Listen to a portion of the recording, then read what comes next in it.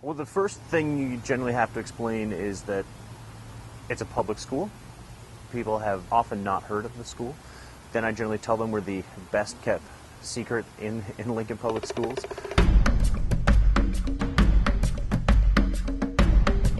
It's not often you can go out over your lunch hour and walk by and check out the penguins and watch them swim around. There's a lot of neat things here also, but we get quality kids who want to work and enjoy learning.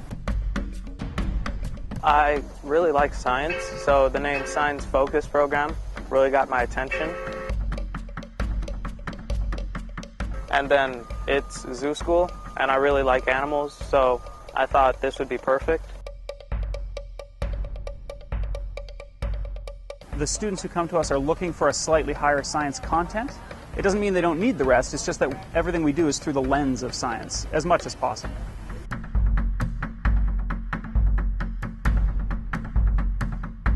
And it made sense as we thought about that to try to create a focus for those learning environments, so it wouldn't be just a matter of 100 students randomly chosen in a small building someplace. So that's where the idea really came from, looking for a smaller learning community around an area of interest, that students would choose to come there because they were interested in that particular content area. We really go back to the 3 R's, but these 3 R's are rigor, relationships, and relevancy. And one of the advantages of focus programs is there's a built-in relevancy because students come to the programs with a passion for the subject that's shared with the teacher. So we begin with a sense of relevancy. And then the size of the program, so you have that second R of relationships. Your English teacher your freshman year is going to be your English teacher your sophomore year, your junior year, your senior year. They get to know the students, the families. And so that relationship is built early and reinforced.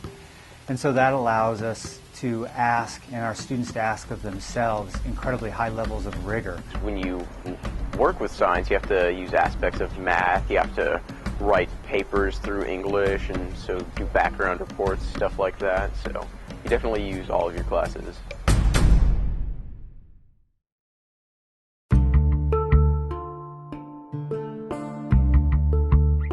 In my world history class, I have students play the computer game Civilization to understand why societies settle where they do and what advantages they may find based on the location they settle in or their proximity to other societies.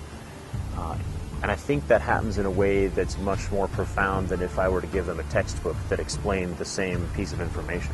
Well, the noise certainly makes a difference. We get to hear the gibbons a lot and sometimes the peacocks, but having all of these great resources, like we have the leopard, having all these great resources for our zoology and environmental studies classes and for botany really has definitely changed the way that I learned about life science and even about physical science too. We have a project we're doing for all 4 classes. It's a ecosystem project, and what we have to do is we have to pick an ecosystem and talk about the different things in it. So that would pretty much be geoscience right there. And then we have to write a report on it, which would be covering English. And then we have to tell the exact location and positioning, latitude and longitude, which would be geography and also geometry. One of the labs that I enjoyed doing was marine biology, actually being able to go throughout the zoo and being able to go look at the penguins for marine biology was interesting, being able to actually observe the animals that you're learning about. One teacher for English, one teacher for math, and there's 2 science teachers, but one teaches life science and the other teaches physical sciences. We can call the teachers by their first name, and because of the smaller environment, there is a less teacher to student ratio, and so we're more connected with the teachers in that sort of way, and so that's why that is allowed. And I find that to be really it's refreshing, and it's more likely that I will do better in school because I feel more connected to them and more willing to ask them questions, things like that. I take second year Spanish and cultural foods at my home high school, and I come here and it's the block schedule, so I have slightly different classes like each day. And I just kind of like it better because we get a little bit more time with like the teachers individually, like in class, and a little bit more time to like do our homework, and it also means like I do a better job I think with the block schedule than I did with like before. Well, right now this year we're doing a joint class in oral communications and geography. So the students take one class and they're getting credit for both subjects? The applications we use in the classroom lend itself towards the science applications. And so the students are saying in their physics class, wow, the logarithms we're studying in math class really go real well right now. And so we try to coordinate between the science teacher and myself as to when is he going to be working with pH factors and other applications that will need the logarithms. So with the small staff, we can really integrate the curriculums and kind of coordinate things as best they can.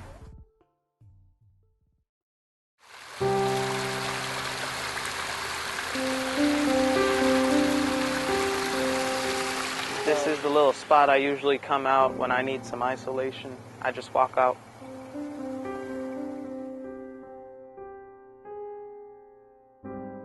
Because we're not outside with them all the time as teachers, our older students help the younger students. And so they kind of induct them into the community and both model and talk and share how to be a part of the community. As you progress through your 4 years, you develop and younger kids look up to you, and the teachers expect you every year to do a better and bigger project and kind of set that example for the kids that are younger. For our botany project, we're collecting specimens from different places. Since we're here at the zoo, it provides the great opportunity to collect different plants that are just around here.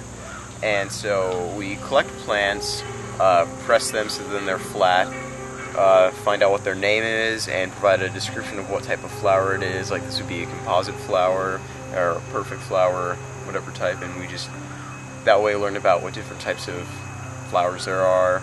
I think there's definitely a variety. Some people come here just because it's a small school setting. It's not necessarily because it's science-oriented. A lot of people I know came here because they didn't function as well in large classroom settings. Some people think it's only for high-performing students. That's not true. Some people think it's only for behavioral problem students. That's not true. So we accept all the students in LPS.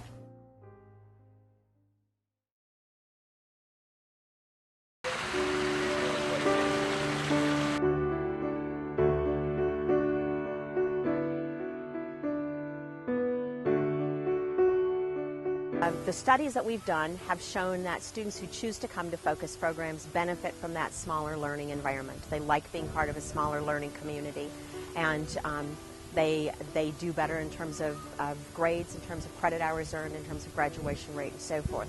The other real benefit is that we also have some teachers who really like teaching in a smaller learning community, so it's been a great benefit for our teachers in that regard. We've got students working with the zookeepers, with the zoo horticulturists. They can get hands-on. Some of the kids that want to be like a zookeeper may come and work with the zookeeper, and they'll think, oh no, I don't want to do that anymore, or I don't want to be a vet anymore, but I want to go into biology. And so we just kind of try to pique their interests and try to fulfill their passions. We have other students who have a fabulous experience in the home high school, and coming to a program this small isn't what they're looking for in a school, and they stay at the full home high school and have a great experience. I think what's important is that we offer both to students and families.